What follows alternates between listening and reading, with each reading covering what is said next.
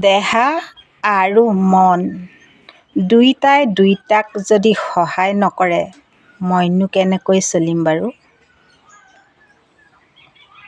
দেহাটোৰ অসুখ হ'লে মনটোৱে কিমান যে শুশ্ৰূষা নকৰে, খোৱা বোৱা পৰা ধৰি ঔষধ পাতিলৈকে।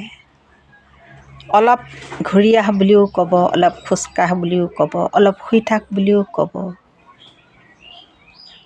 কিমান যে মনটোৱে সহায় কৰে দেহাটোক।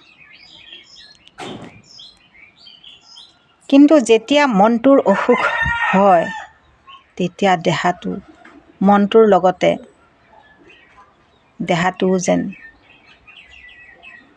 মৰি যাব এনেকুৱা ভাৱ হয়। মনটোৰ বেমাৰ হোৱা মানে দেহাটোৰ বেমাৰ।